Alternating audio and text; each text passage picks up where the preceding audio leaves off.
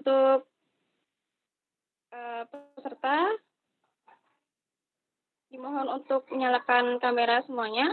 Kemudian untuk mikrofon dimatikan terlebih dahulu untuk kemudian nanti dinyalakan apabila sudah memasuki sesi tanya jawab. Kemudian untuk materi kali ini nanti materinya itu selama kurang lebih 50 menit, kemudian dilanjutkan dengan tanya jawab selama 10 menit. Kemudian nanti mekanismenya ketika tanya jawab silakan peserta bisa keep nama dulu atau menuliskan nama dulu di kolom obrolan. Boleh ketika materi, tapi nanti ketika sesi tanya jawab nanti akan saya sebut namanya untuk teman-teman menyalakan mikrofon dan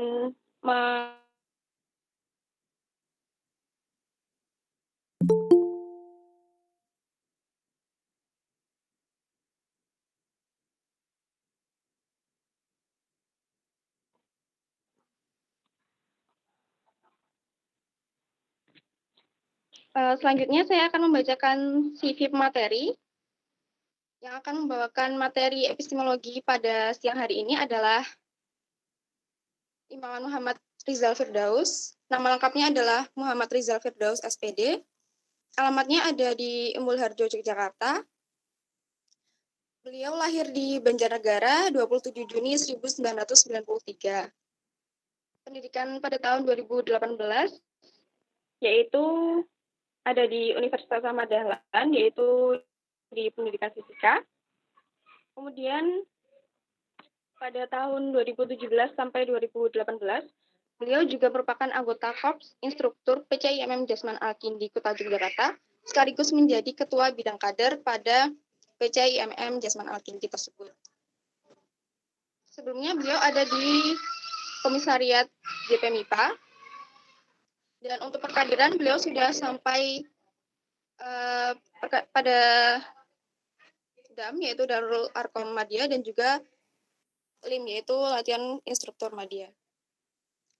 Kemudian selanjutnya akan saya persilakan kepada pemateri untuk menyampaikan materinya sampai pukul 13.40 ya Mas. Silakan kepada pemateri, saya persilakan.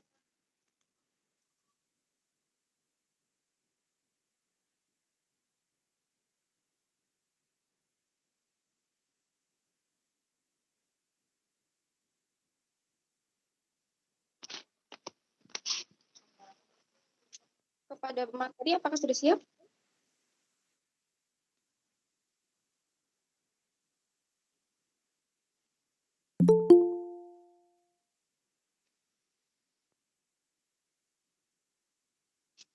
Silakan Mas Rizal.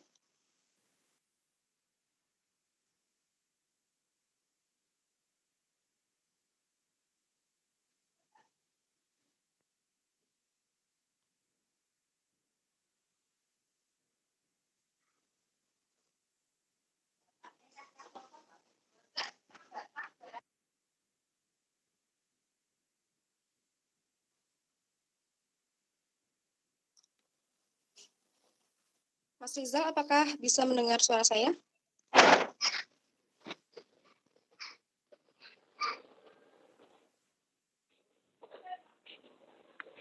Oke, baik. Silakan Mas.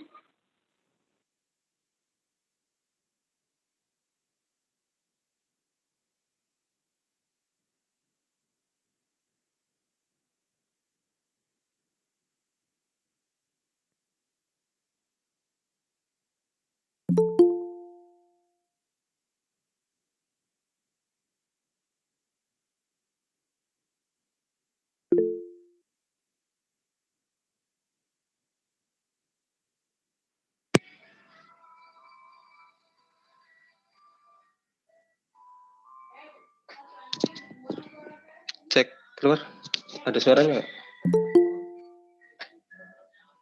Ada Mas. Oke. Saya perkenalan dulu, nama saya Rizal.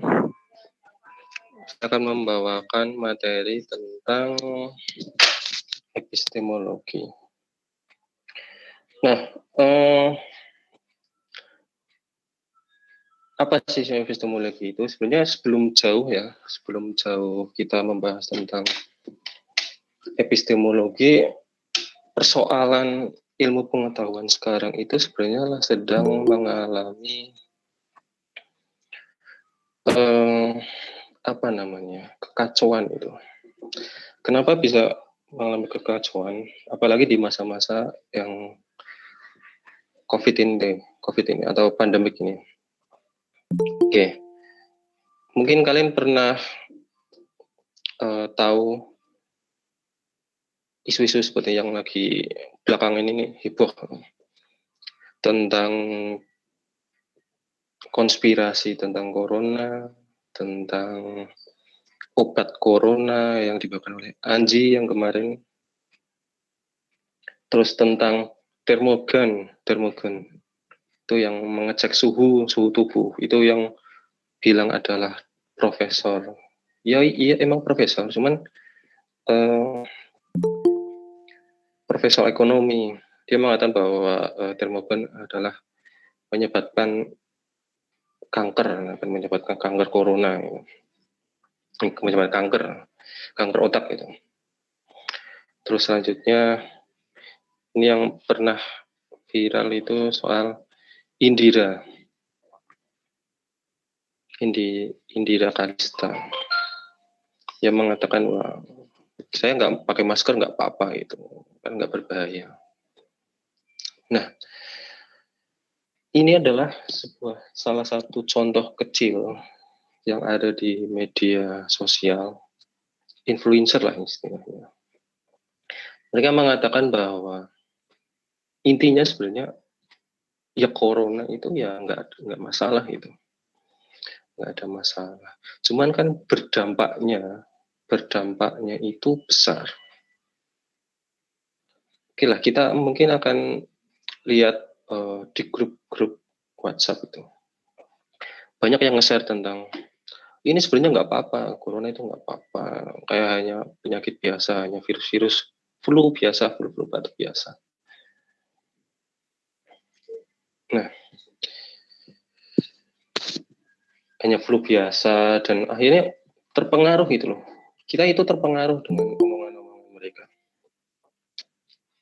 Ya secara mereka itu adalah orang yang influencer yang dipandang banyak orang, yang dipercaya banyak orang, sehingga kita mudah terpercaya. Secara tidak langsung kita mudah percaya bahwa public figure itu mempengaruhi cara kita berpandang atau cara kita menerima opini-nya. Apalagi yang udah bergelar profesor gitu. Di sini ada dua kasus ya.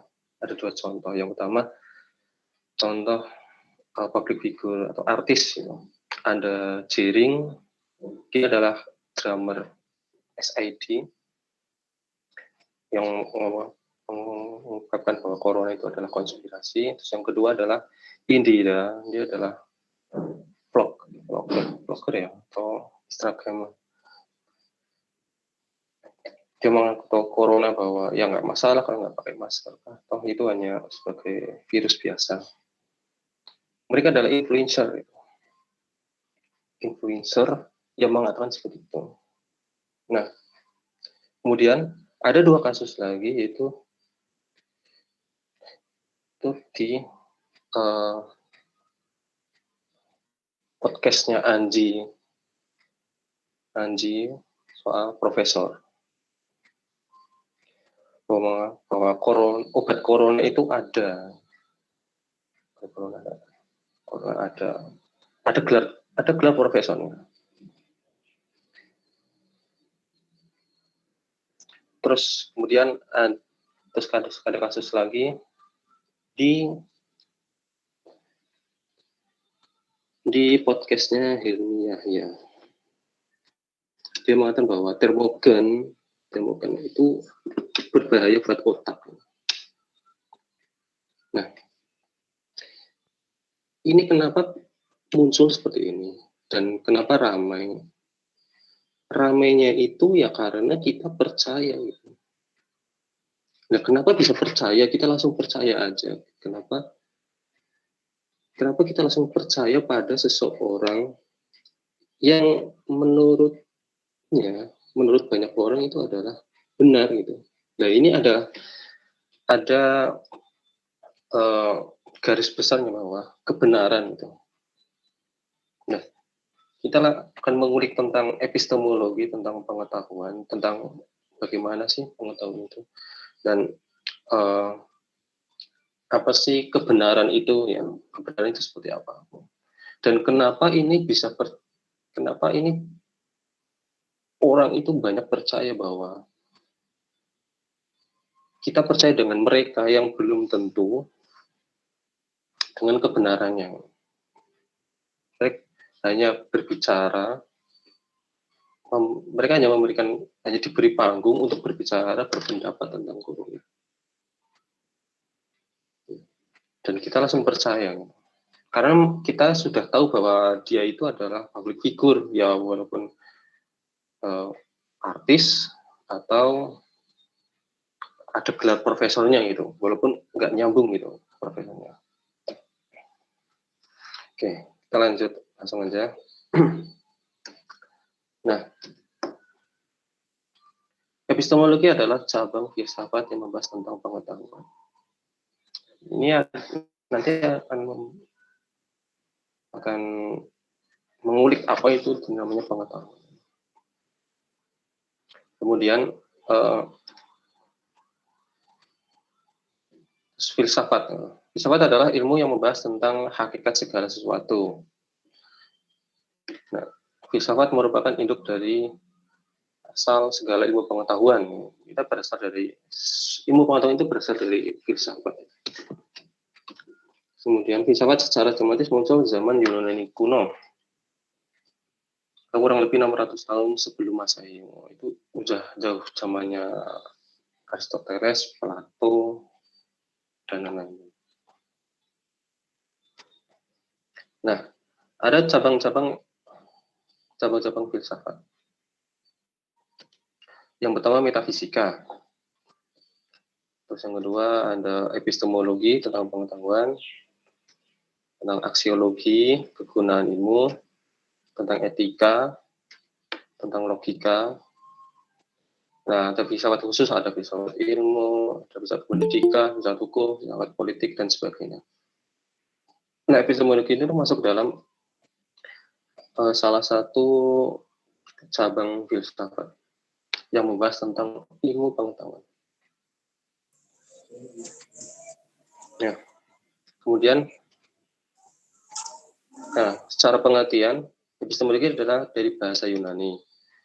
Yang episteme, yang bahasanya sih, tulisannya sih episteme. Tentang pengetahuan, pengetahuan dan logos itu adalah ilmu atau teori. Jadi, secara pengertian adalah epistemologi adalah pengetahuan sistematis tentang pengetahuan otomatis tentang pengetahuan tentang pengetahuan. Gimana itu? Kita mengetahui tentang pengetahuan. Lanjut.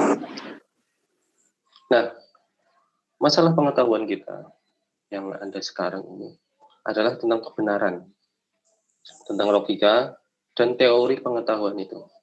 Nah, dari kebenaran,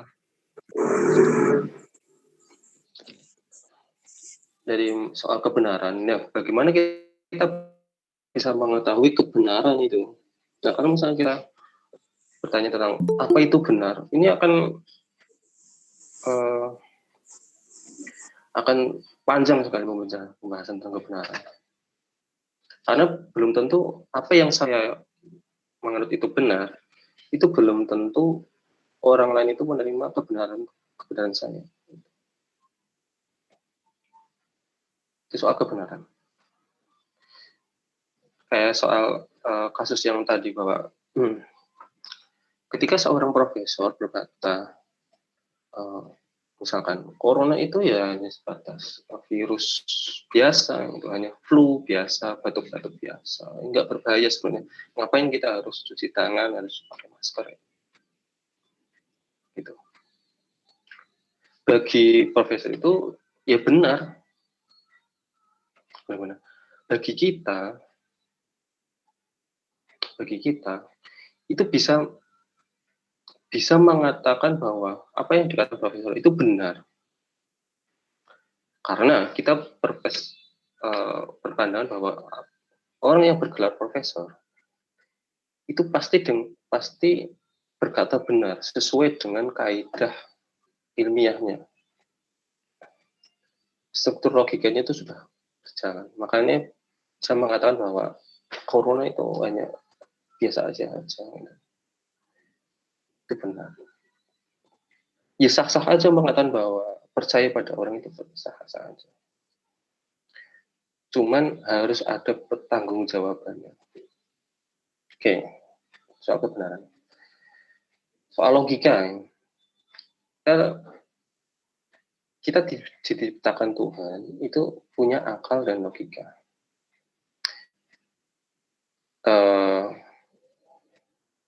Bagi filsuf Barat itu mengatakan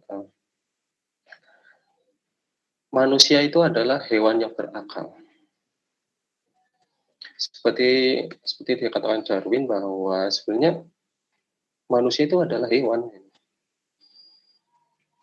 Manusia itu adalah hewan, hanya hasil dari proses evolusi yang berjuta-juta tahun yang lalu dan sampai sekarang menjadinya kita membentuk manusia dan adanya akal. Karena manusia sendiri dikatakan Darwin adalah ya hanya sebatas kera atau monyet.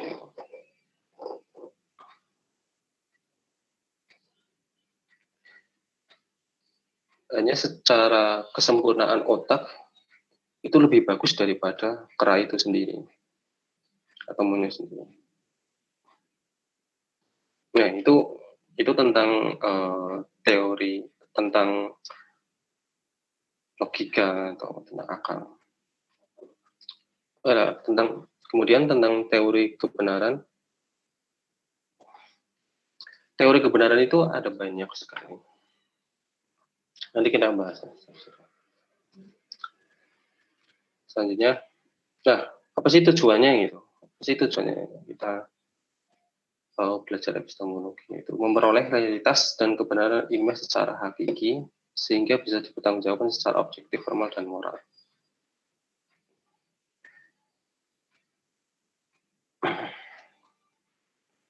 Kemudian, konsep dasar ilmu pengetahuan. Nah, dari pengetahuannya sendiri, sebenarnya secara sederhananya adalah apa yang kita tahu itu adalah sebuah pengetahuan. Makanya ketika misalkan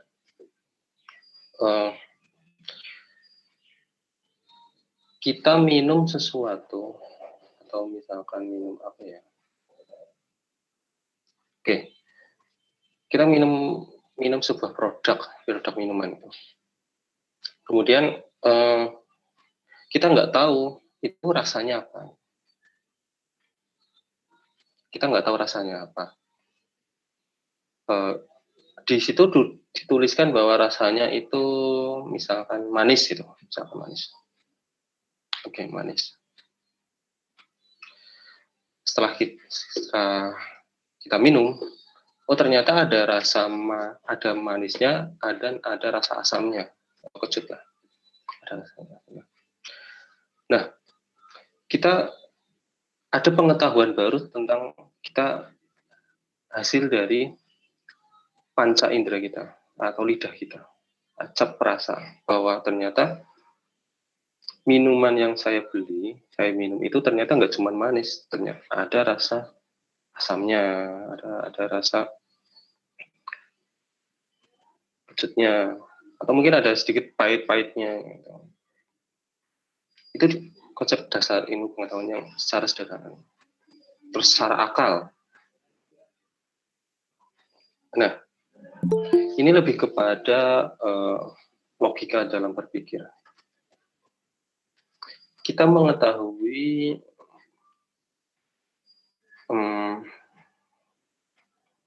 kita mengetahui kebenaran atau kita mengetahui pengetahuan dari logika gitu. Misalkan aja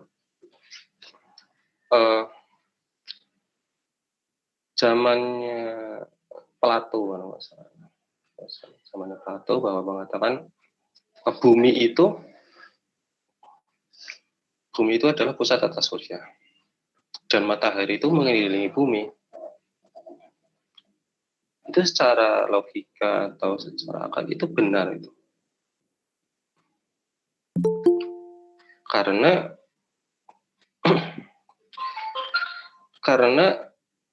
ia hanya melihat dan melihat pagi sore lihat matahari dari pagi yang terbit dari timur dan tenggelam dari barat. Logika sederhananya ya benar itu, atau akalnya benar. Tetapi kan belum ada tinjauan secara ilmiah itu, tinjauan secara empiris itu belum ada. Nah, kemudian konsep dasar ilmu pengetahuan selanjutnya adalah peranan budi. Ini lebih kepada sebenarnya ada nama cabang filsafat itu namanya aksiologi, di mana kegunaan ilmu. Nah, ini lebih kepada kegunaan ilmunya. Jadi kita belajar ilmu itu ya untuk apa gitu. Dan di situ adalah namanya peranan budi, atau secara filsafatnya itu adalah aksiologi. Kegunaan ilmu, kita tuh belajar di kuliah itu untuk apa gitu. Untuk apa hanya sekedar pengetahuan aja atau ada gunanya gitu. Misalkan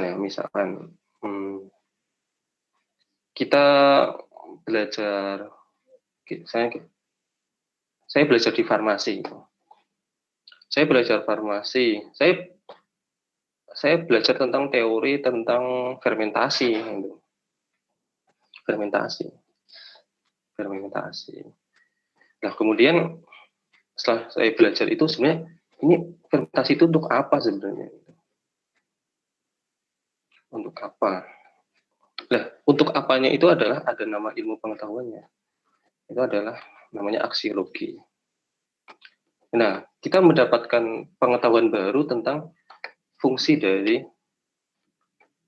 fermentasi itu. Nah, kegunaan fermentasi itu apa? Ya, bisa buat tape, terus minuman alkohol, dan lain sebagainya. Itu ada kegunaan, itu adalah namanya aksiologi. Nah, kemudian ada namanya hukum kausalitas atau sebab akibat, di mana seseorang mendapatkan pengetahuan tentang sesuatu masalah dengan jalan penyusun pikiran untuk mengetahui sebab terjadinya dan akibatnya. Maka di sana terdapat ilmu, di mana ilmu merupakan suatu rangkaian hukum sebab akibat yang disusun secara teratur dan sistematis sehingga merupakan suatu kebulatan. Maksudnya apa? Maksudnya bahwa kita mendapatkan pengetahuan baru atau pengetahuan itu hasil dari jalan pikiran kita, mulai dari indera sampai logika, hingga kita mendapatkan namanya ilmu baru. Secara sederhananya seperti itu. Karena ada sebab akibat. Misalkan ada kebakaran rumah kebakaran. Penyebabnya kita nggak tahu. Akibatnya api membesar di rumah atau kebakaran. Setelah kita menelisik, ternyata ada tabung gas bocor yang mengakibatkan meledak dalam satu ruang tertutup, meledak dan menjadikan api besar. Nah, sebabnya apa? Sebabnya yang karena dalam suatu ruangan tertutup, tabung gasnya itu bocor. Nah,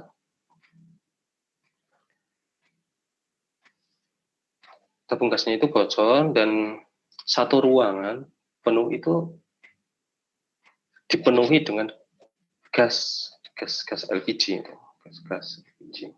Dan ketika ada misalkan ada api kecil atau tiba-tiba ada seseorang masuk menyalakan korek api terus meledak karena merambat ke gas itu dan akhirnya meledak dan akhirnya menjadi kebakaran. Itu jadi kita sesuai dengan jalan pikiran kita bahwa ternyata penyebab dari kebakaran itu adalah tabung gas. Nah, kenapa bisa tabung gas? Karena tabung gas itu bocor. Loh, apakah tabung gas bocor itu bisa menyebabkan kebakaran? Belum tentu. Tergantung dari tabung gas itu terletak di mana. Ketika terletak di suatu ruang tertutup, itu bisa menyebabkan meledak. Jadi bukan tabung gasnya yang meledak, tapi ruangan tertutup yang dipenuhi dengan gas. Loh, apakah bisa menyebabkan meledak? Apa yang menyebabkan meledak? Karena ada dorongan atau ada apa namanya? Karena ada api. Karena ada api. Nah, api itu yang menyebabkan meledak, yang menyebabkan rumahnya terbakar. Nah, itu adalah jalan penyusun pikiran, guys. Oke, selanjutnya. Nah, perkembangan ilmu pengetahuan. Pada dasarnya ya, nah ini sebenarnya ada kata-kata yang menurutku menarik sih.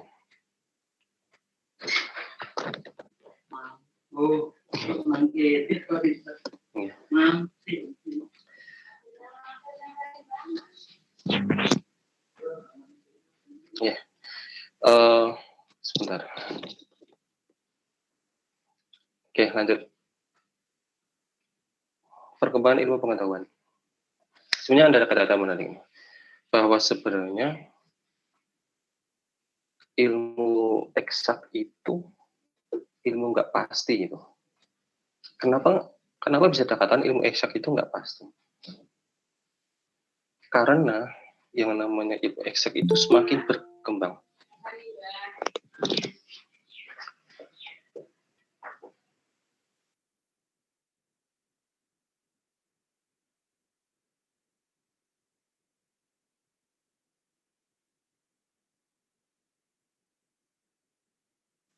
Oke, maaf.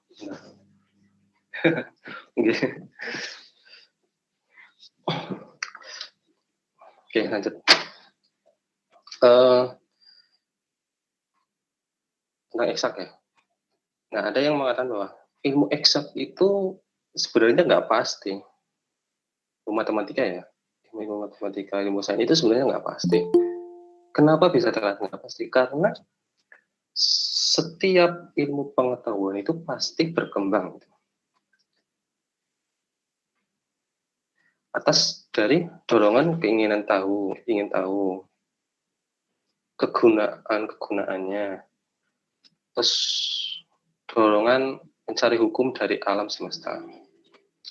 Jadi ilmu eksak itu nggak bisa dikatakan pasti, karena bisa dikatakan bahwa uh, semakin berkembangnya zaman, semakin meningkatnya pengetahuan itu akan dipatahkan gitu, akan dipatahkan dengan ilmu yang baru.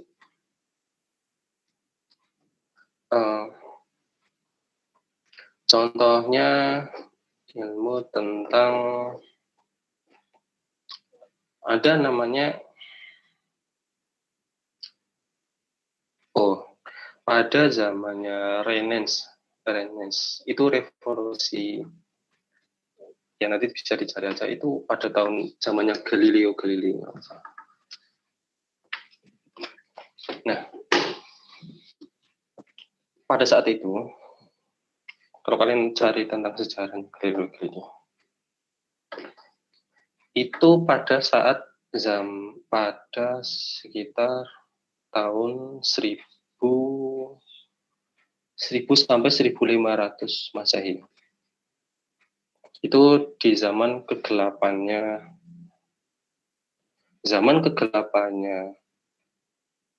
Barat, tapi zaman keemasannya budaya Islam. Nah, pada zamannya Galileo Galilei itu mengatakan bahwa Galileo Galilei itu mengatakan bumi itu bukan pusat tata surya. Matahari adalah pusat tata surya. Akan tetapi pada saat itu, pas zaman itu Kristen Ortodok itu menentang ilmu pengetahuannya Galileo Galilei yang mengatakan bahwa matahari adalah pusat tata surya. Karena pada saat itu masih berpendapat bahwa pada zaman Kristennya Ortodok itu bumi adalah pusat tata surya, bukan matahari. Gitu. Akhirnya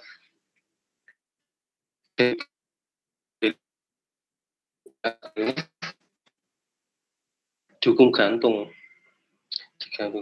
oleh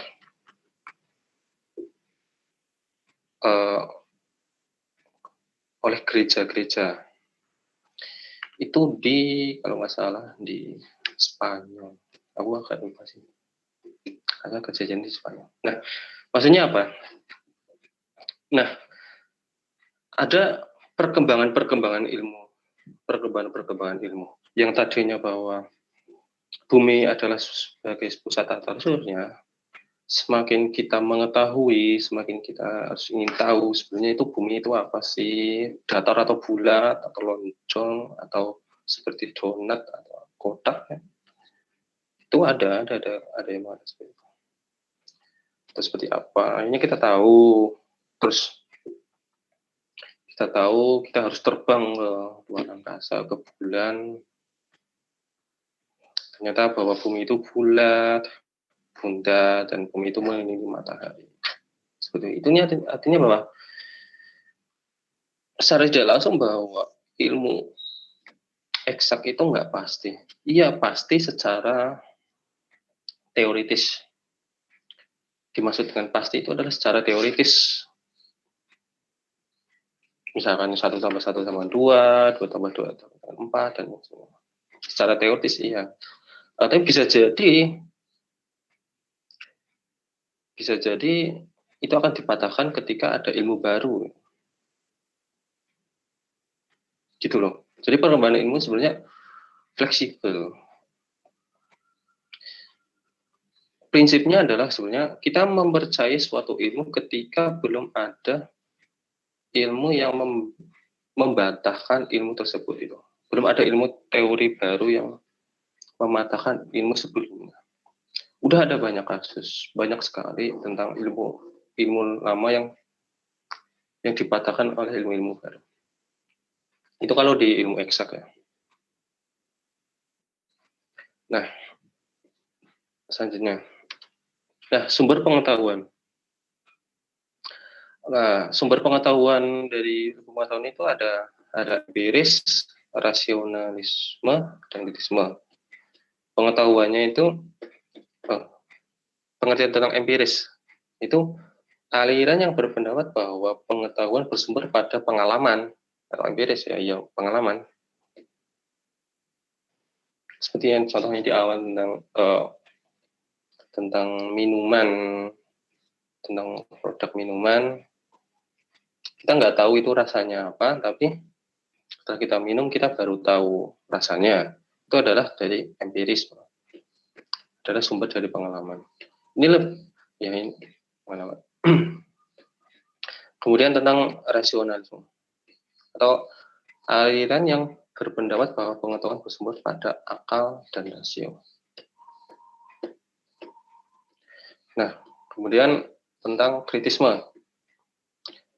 Aliran yang berpendapat bahwa pengetahuan bersumber pada akal dan pengalaman. Ini ada perpaduan antara empiris dan rasionalisme.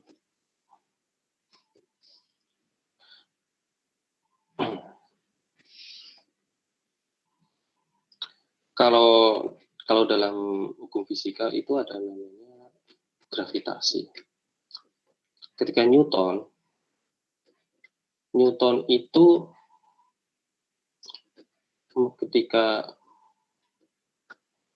ketika melihat apel jatuh, itu secara pengalaman, kenapa apel itu bisa berjatuh itu? Nah, apel itu bisa jatuh. Dan kemudian secara rasionalnya atau secara akalnya, itu dihitung secara matematis. Oh, ternyata ada namanya hukum gravitasi. Secara empirisnya, apel jatuh ke bawah. Secara rasionalisme, secara perhitungannya, ada namanya hukum gravitasi. Nah, ketika dipadukan, itu adalah pengetahuan secara kritisme, itu adalah kita mendapatkan ilmu pengetahuan itu berdasarkan dari pengalaman empiris dan rasionalisme.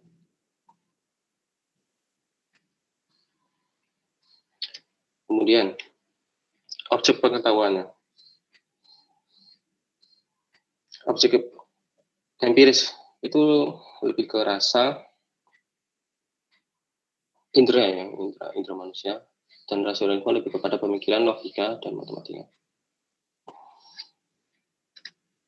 Nah, benar. Sebenarnya kalau lebih enak itu kita diskusi ya, tapi karena lewat virtual kayaknya agak susah untuk diskusi. Kita perlu memperdebatkan tentang kebenaran sebenarnya. Karena ya salah nggak kalau misalkan saya menyembah pohon itu? Salah nggak? Ya nggak salah kalau misalkan saya mengakui bahwa itu benar. Tapi bagi orang lain itu ya salah karena itu menyangkut tentang ketuhanan, tentang ketauhidan. Tapi benar menurut saya ketika yang nggak masalah kan saya nggak percaya dengan Tuhan. Sah-sah aja kalau misalkan saya menyembah pohon. Nah, sini kita akan mengetahui tentang kebenaran. Hakikat kebenaran adalah persesuaian antara pendapat sebagai keputusan akal dengan objek yang sedang diselidiki. Kemudian ada macam tentang kebenaran, tentang lingkungan metafisika. Metafisika itu lebih kepada sesuatu yang nggak ada, tapi dipercaya dengan kebenaran. Nah ini metafisika itu kan ada cabang filsafat ya. Bagaimana bisa mengatakan Tuhan itu ada? itu kan perlu peninjauan yang benar-benar gitu. Kenapa sih kita harus percaya bahwa Tuhan itu ada? Kok bisa kita percaya? Apakah hasil dari doktrinan masa kecil? Kita harus disuruh sholat, disuruh ngaji. Tapi sebenarnya buat apa sih itu? Buat apa sih? Kita nggak tahu. Nah, di situ adalah kita kita belajar namanya tentang metafisika. Jadi sabang filsafat tentang mempelajari sesuatu yang nggak ada, tentang setan, tentang hantu. Gitu. Kita percaya, ya karena percaya karena di dalam Al-Quran pun dijelaskan bahwa kita harus mempercayai sesuatu yang gaib. Nah, apakah hanya sebatas itu? Hanya sebatas teks yang ada di Al-Quran? Nah, setelah nanti ada namanya ilmu metafisikanya. Terus yang kedua, pengutamaan subjek sebagai sumber kenyataan. Subjek ya, sebagai sumber kenyataan. Terus mengutamaan pengalaman sebagai sumber kenyataan atau empiris ya. Kalau pengutamaan subjek itu lebih kepada rasionalitas. Dan yang terakhir, mengutamakan pada pihak yang berwenang. Ini lebih kepada yang kasus di awal tentang Anji, tentang Indira, tentang Profesor yang mengatakan kemudian penyebab kanker, tentang obat corona sudah ada, tentang corona itu hanya sebatas flu biasa, virus biasa. Kita mengetahui kebenaran itu dari pihak yang berwenang. Artinya kita mempercayai kebenaran dari orang itu. Walaupun kita nggak tahu itu benar secara kaidah ilmiah atau enggak, atau hanya sebatas asal ngomong aja, atau hanya sebatas dia bersumber dari subjek atau logikanya aja, hanya sebatas subjek atau logika. Ya logikanya ya corona hanya flu biasa, hanya virus biasa, hanya menularnya biasa. Tapi tidak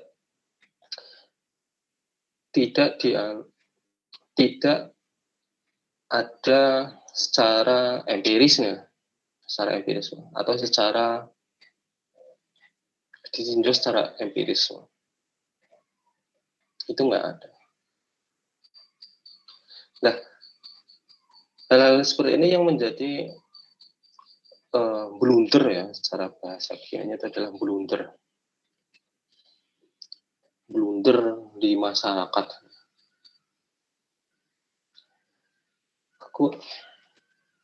Kekurangan kita itu adalah ada di rendahnya literasi. Kita mempercayai sesuatu hal yang sebenarnya belum tentu kebenarannya, tapi kita langsung mempercayainya.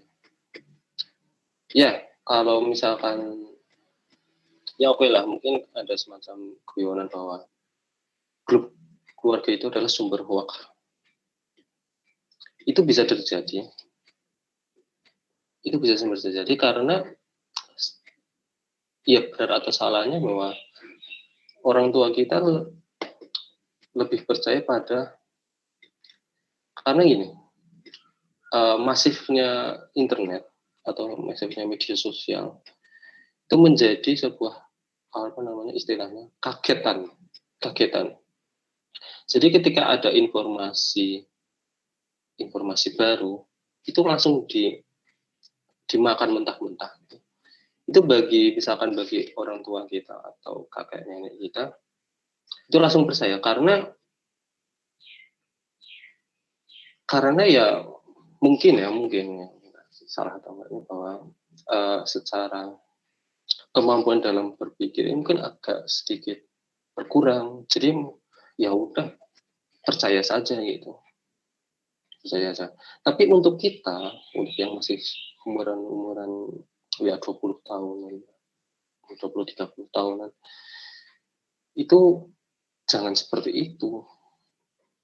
Maksudnya kita ya mahasiswa ya aktivis ya harus bagaimana menjadi penengah dalam lingkungan masyarakat itu. Ketika ada informasi baru, ya kita harus menelaah benar-benar. Makanya kenapa pentingnya belajar filsafat itu untuk itu. Untuk menjembatani antara informasi dengan masyarakat. Ternyata tiba-tiba ada informasi baru. Ternyata sebenarnya ini informasi hoax, itu nggak benar. Kita bisa menyampaikan ke masyarakat bahwa sebenarnya itu salah, nggak benar. Itulah kenapa kita harus belajar filsafat dan cabangnya itu epistemologi. Seperti itu. Nah, kemudian tentang ini terakhir ya, tentang teori kebenaran. Ada 3 teori kebenaran, itu teori kesesuaian, bahwa pengetahuan kita bernilai benar bila sesuai dengan kenyataan. Terus teori ketetapan, bahwa manusia tidak mungkin dapat mencapai kesesuaian secara pasti antara kesan yang dimiliki dengan kenyataannya. Yang ketiga, teori pragmatis, teori yang menguji kebenaran pengetahuan melalui pertanyaan.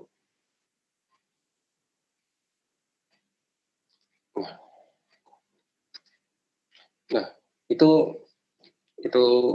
tentang epistemologi, lebih kepada tentang sebenarnya poinnya itu lebih kepada tentang kebenaran,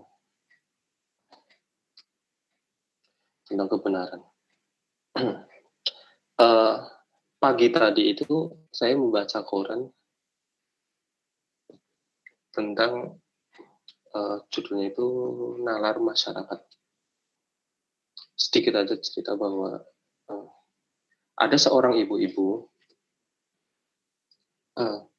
dia berbaring di kasur, dia terkena penyakit di kasur. Menurut dokter sudah mengatakan bahwa ibu harus berobat, gitu. Harus berobat karena mempunyai penyakit seperti ini. Tapi ibunya Yesus nggak percaya, maksudnya nggak mau gitu. Ibunya nggak mau. Ketika dokter berbicara, ibu itu punya penyakit ini harus berobat, ini harus operasi seperti ini. Tapi ibunya ngeyel nggak mau, saya harus istirahat aja, tiduran aja. Akhirnya masyarakat resah dengan kondisi ibunya yang ngeyel. Nah, kemudian ada satu sosok, yaitu bisa dibilang ulama atau ustadz itu, mengatakan bahwa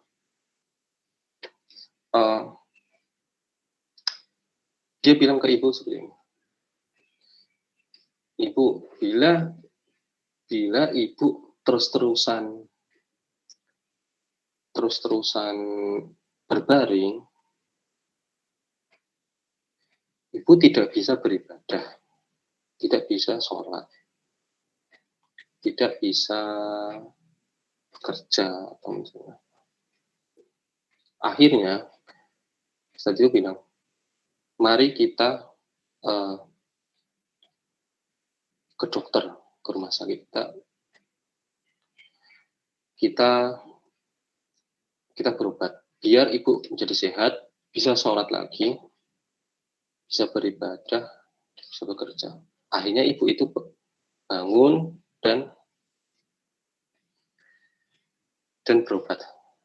Nah, ada permasalahan di masyarakat ini, bahwa terkadang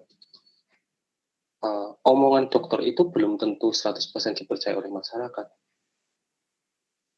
Dan omongan ustadz atau ulama itu bisa dipercaya oleh masyarakat. Nah, di sini ada peranan penting kita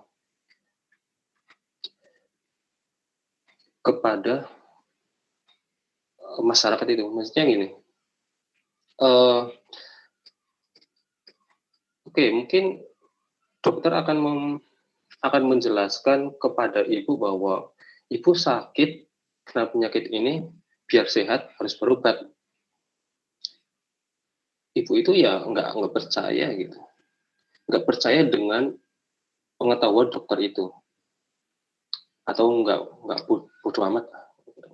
Tapi ketika ada ustadz, gitu, ketika ustadz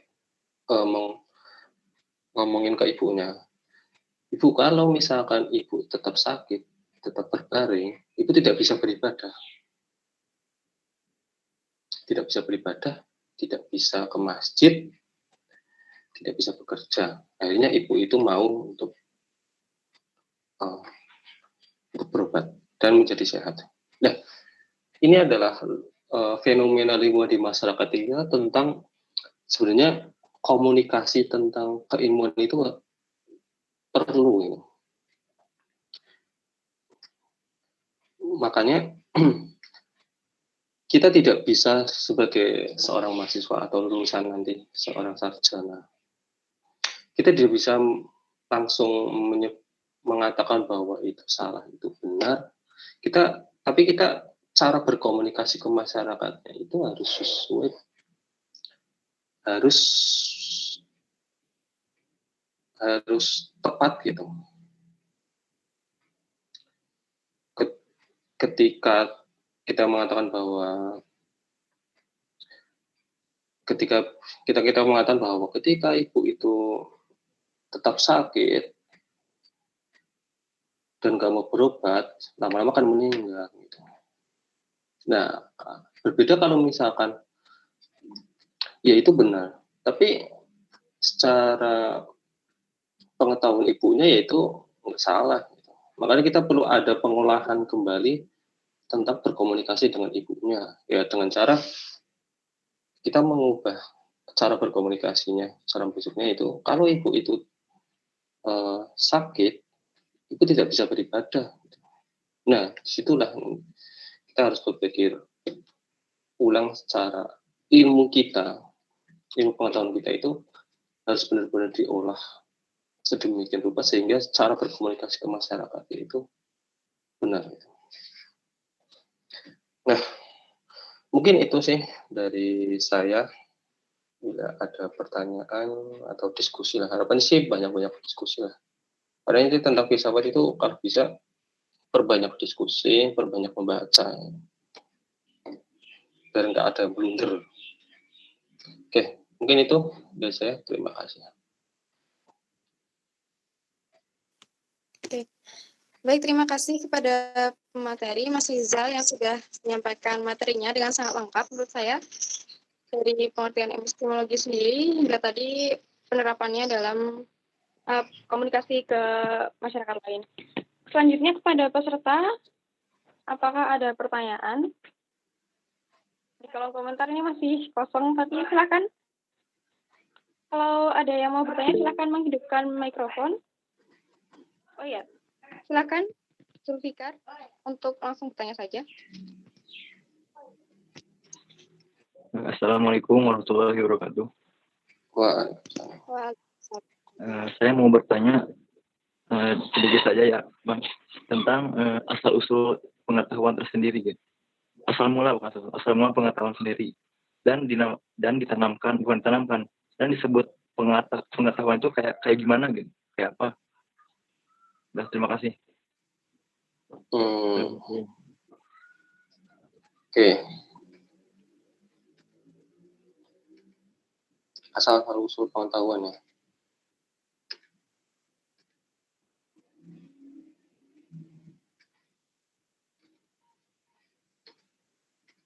Sebenarnya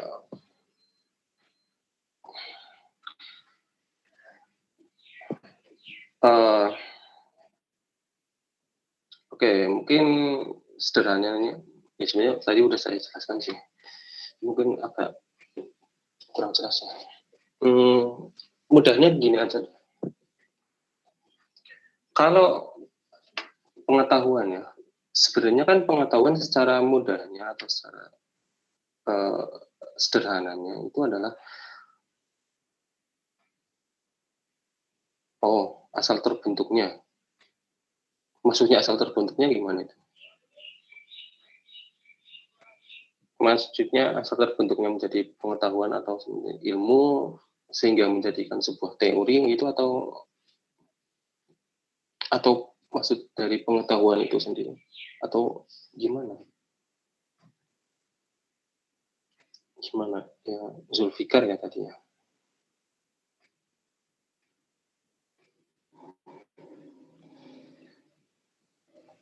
Kalau misalkan terbentuknya ilmu pengetahuan itu kan ada kalau dikatakan pengetahuan atau benar, dikatakan pengetahuan atau ilmu pengetahuan.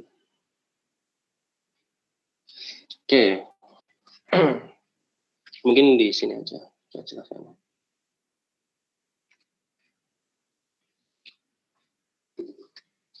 Nah, ketika dikatakan sebagai ilmu pengetahuan itu ketika ada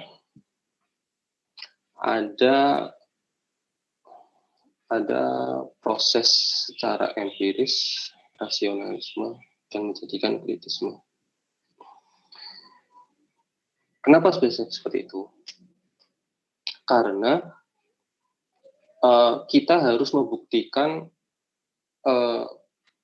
pengetahuan atau misalkan fenomena lah, saya katakan fenomena lah sebelum pengetahuan. Kita harus mengetahui fenomena itu secara empiris atau secara pengalaman atau secara kalau bahasa kuliahnya itu secara praktik lah, secara praktikumnya. Nah, kemudian kita uji itu gitu, secara praktiknya. Ya mungkin kalau anak SMA mesti sering praktek ya. Kita menguji suatu fenomena itu dengan praktik. Itu secara empiris atau secara pengalaman. Nah, secara rasionalnya itu adalah sebuah teori atau teori fenomena itu. Apakah sesuai enggak dengan prakteknya atau sesuai enggak? Nah, ketika sudah melakukan pastinya kita sudah ada hipotesis terlebih dahulu sebelum kita melakukan itu. Sudah ada hipotesis atau hasil secara pradugaan itu. Apakah benar atau enggak? Kita melihat suatu fenomena, hipotesis kita itu menyebutkan A misalkan. Menyebutkan A. Secara pradugaan itu A. Nah, kemudian kita uji itu fenomena itu dengan empiris atau pengalamannya, baik dari indera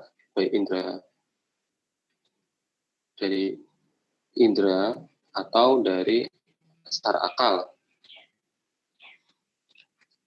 Nah, ketika sudah melalui empiris, baru kita sesuai dengan teorinya apakah cocok atau enggak. Oh, ternyata cocok dengan prakteknya. Nah, ketika sudah cocok antara empiris dan rasionalisme, nah itulah disebut dengan terbentuknya pengetahuan secara hakiki.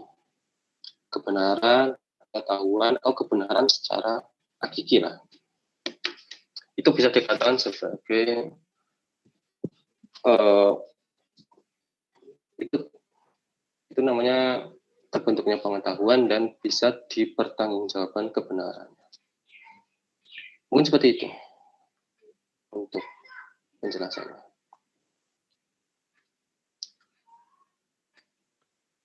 Oke. Baik. Selanjutnya kepada penanya selanjutnya, Torik Alfanudin, silakan. Cek, Mas Rizal bisa dengar? Nggih, saged. Tadi dijelaskan tentang kebenaran, yaitu dicontohkan untuk yang menyembah pohon, dia menganggap benar, kemudian orang lain menganggap itu salah. Nah, pertanyaan saya berarti kebenaran adalah bersifat individu. Nah, berarti apakah tidak ada kebenaran yang bersifat mutlak? Terima kasih, Mas Rizal. Oke. Ya, sebenarnya diskusi kayak gini tuh enaknya pertemuan sih ya. Karena aku akan mengulik-ngulik tentang cara logika berpikir kalian. Oke, saya menyembah pohon. Iya, itu kepercayaan saya, itu benar. Karena filosofi pohon itu adalah kehidupan, menyejukkan, melindungi, dan lain-lain. Nah, misalkan seperti itu. Oke, menurut itu saya benar gitu. Kemudian, menurut orang lain itu salah karena pohon adalah ciptaan Tuhan, penciptaan Tuhan, dan dia melanggar tentang norma agama, misalkan seperti itu. Oke, kebenaran secara individu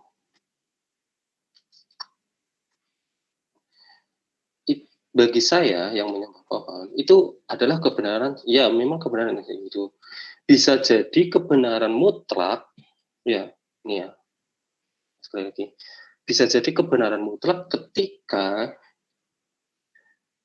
semua orang itu mempercayai bahwa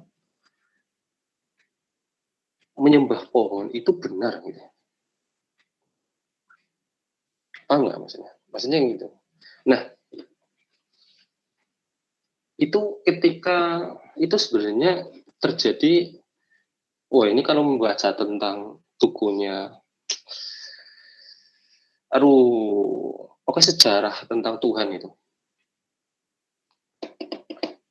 Bukunya Karin Armstrong. Ya itu, udah lama itu. Jadi sejarah adanya Tuhan itu berawal dari sebenarnya seperti itu gitu. Akan tetapi kan ada penjelasan yang lain tentang itu. Jadi berawal dari sebuah budaya, mungkin sedikit menjelaskan bahwa pada saat dulu orang sudah mulai berpikir sebenarnya saya itu apa sih gitu. Saya itu apa dan kenapa sih saya di sini gitu. Kenapa saya di sini? Dan siapa yang membuat ini? Misalnya, siapa yang membuat batu, siapa yang membuat pohon, siapa yang membuat alam semesta. Itu adalah pertanyaan-pertanyaan pada saat itu dulu. Itu zamannya Plato, ya sebelum Plato lah. Itu pertanyaan-pertanyaan itu. Nah, muncullah sebuah sekte atau sebuah budaya atau ritual. Oh, ternyata ada matahari, yaitu dewa. Ada matahari, oh ternyata dewa. Matahari itu adalah dewa. Kita harus menyembah matahari itu sehingga meminta keselamatan agar terhindar dari bencana, terhindar dari apa. Kita harus menyembah matahari. Pada saat itu lingkungan sekitar, lingkungan orang-orang itu ya percaya bahwa matahari itu adalah dewa, sumber, sebagai tempat perlindungan, sebagai tempat itu lingkungan masyarakat itu ya percaya, dan itu kebenaran secara mutlak pada saat itu. Akan tetapi semakin berkembangnya pengetahuan seorang, semakin bertambahnya pengetahuan sampai ternyata matahari hanya sebatas bintang, bintang biasa yang terbit dari timur, terbenam terbenam di barat. Nah, semakin berpengetahuan, akhirnya kebenaran mutlak itu terpatahkan. Akhirnya mencari tahu lagi, oh sebenarnya kita ini siapa sih? Gitu. Kenapa sih kita di sini? Sebenarnya siapa yang menciptakan? Nah, itu sebelum Masehi ya, sebelum Masehi. Akhirnya pas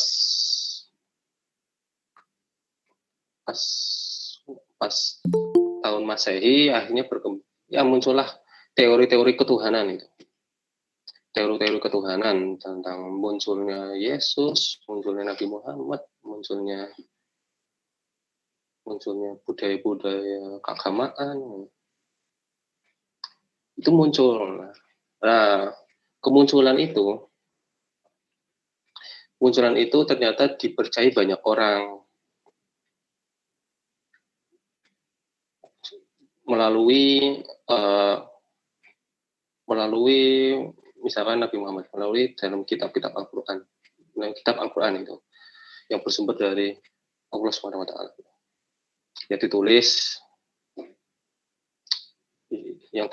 di mushaf-mushafnya terus dikumpulkan menjadi Al-Quran. Di situ sudah dijelaskan bahwa yang menciptakan bumi dan lain sebagainya adalah Allah Subhanahu wa taala. Seperti itu. Dan akhirnya perjalanannya kepercayaan adanya ketuhanan itu semakin berkembang sampai sekarang itu. Itu masih sebagai kepercayaan secara mutlak.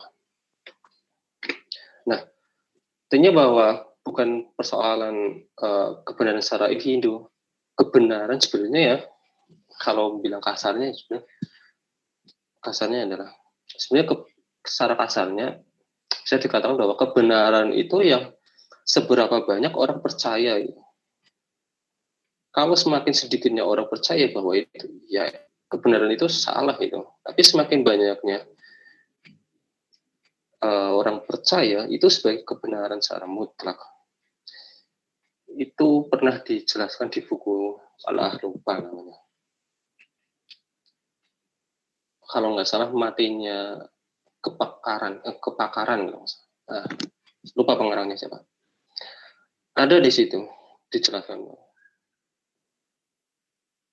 Nah, cuman masuk ke abad ke-20, abad ke-21 lah. Masuk ke 21, kebenaran itu bisa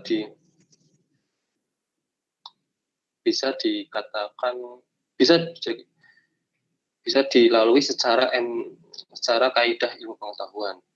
Ya melalui empirisme, rasionalisme, dan menjadi kebenaran mutlak karena sesuai dengan kaidah ilmiah. Nah, itu secara sederhananya seperti itu. Bisa ketika sudah melalui secara empiris dan rasionalisme, itu berawal dari kebenaran secara individu, tapi ketika ada ketetapan bahwa kebenarannya harus sesuai dengan empiris dan rasionalisme, itu bisa menjadi kebenaran mutlak dipercaya banyak orang. Nah, inilah dijelaskan di buku namanya Matinya Kepakaran. Matinya Kepakaran di situ. Kita sudah melakukan penelitian secara ilmiah, akan tetapi dipatahkan oleh seorang yang menurutnya itu penguasa atau orang dipercaya, tapi kita percaya dengan orang itu yang tidak melalui secara pengetahuan secara ilmiah. Mungkin seperti itulah. Baik, terima kasih atas jawabannya. Kedepannya bisa belajar lagi, bisa baca-baca lagi. Iya, baca-baca kayak gini tuh perlu baca buku loh, jangan asal. Aku menjelaskan kayak gini itu jangan langsung percaya aja. Maksudnya, iya jangan percaya, hanya sebatas pengantar aja dan kalian yang bisa mencari-cari, baca-baca lah. Ini kan setelah UAS toh, ya baca-baca lah. Baca-baca tentang filsafat, tentang epistemologi, aksiologi, tentang metafisika. Baca tentang ketuhanan aja. Pusing. maksudnya biar ada namanya terbentuknya berpikir rasional, berpikir logika, itu penting itu. Makanya belajar filsafat itu menciptakan sebuah pembentukan berpikir secara rasional, logis, matematis. Itu sih, biar enggak estetik iya, enggak, harus ada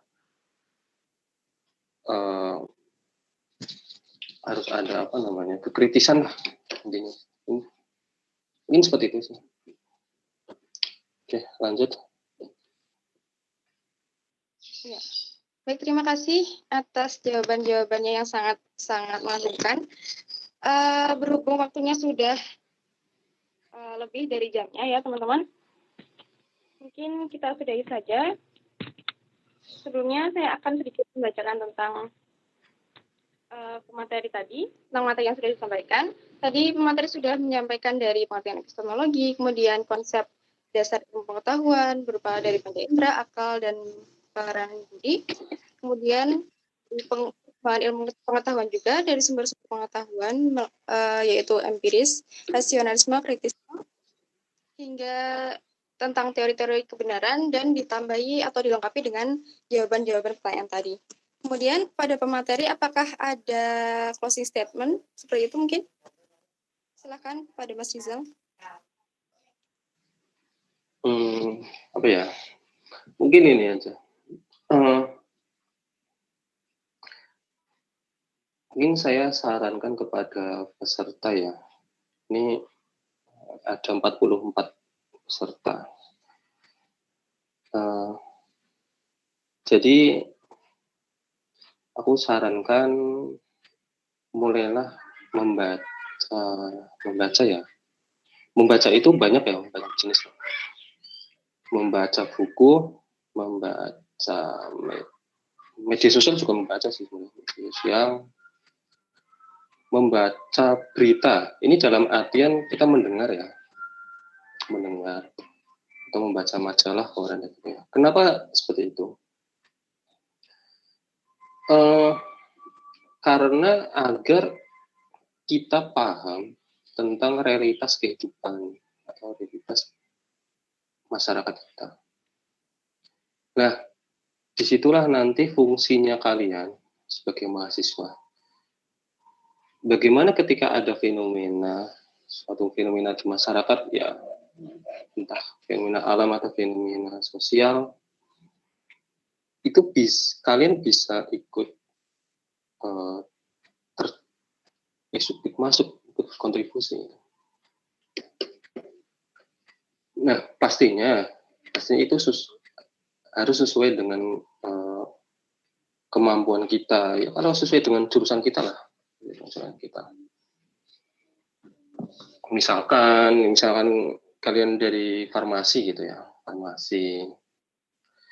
Ketika ada masyarakat yang membutuhkan hand sanitizer, masyarakat desa ini nggak ada hand sanitizer, ini gimana ini? Nah, fungsinya anak farmasi di situ, membuat hand sanitizer, membuat disinfektan gitu. Jadi ada gunanya gitu loh. Jadi ada gunanya ketika kalian itu praktikum dari pagi sampai malam, dari pagi lagi sampai malam gitu, ada gunanya. Jadi nggak asal praktikum doang di kampus, tapi di masyarakat itu nggak dipakai. Ada gunanya juga harus. Itu masuk dalam tridharma kampus, tridharma kampus. Kalau diadili itu tridharma. Jadi ada pengabdian masyarakatnya. Ketika sudah terbiasa dengan itu, otomatis akan mudah sekali mengimplementasikan semuanya. Mungkin itu, dan yang paling penting sebenarnya membaca buku lah. Buku apa saja, ya novel atau buku filsafat ya, atau buku apa. Kalau enggak, rekomendasi buku apa aja, minta ke instruktur itu. Rekomendasi buku apa aja yang perlu dibaca. Di instruktur itu udah ada list bacaan wajib kader. itu minta aja itu list-listnya apa aja. Ya syukur-syukur instruktur ngasih buku lah atau ngasih PDF-nya. Perlu itu, perlu banget. Itu ya, mungkin itu sih dari saya. Terima kasih atas waktunya. Dari saya, bila itu dilihat Fastabul Khairat. Assalamualaikum warahmatullahi wabarakatuh. Waalaikumsalam warahmatullahi wabarakatuh. Wah, sangat menyentuh ya dari pesan dari materi. Jangan lupa teman-teman pengingat bagi kita, jangan lupa baca buku, baca berita. Oke, karena waktunya sudah menunjukkan pukul 14:05. Setelah ini akan saya akhiri saja untuk kalau ada pertanyaan yang belum terjawab, sepertinya tadi ada. Nanti silakan disampaikan saja ke grup diskusi supaya nanti bisa diskusi bersama atau nanti bisa disampaikan melalui personal chat ke pemateri seperti itu. Sekian dari saya. Apabila ada salah kata saya mohon maaf. Fastabiqul khairat. Assalamualaikum warahmatullahi wabarakatuh.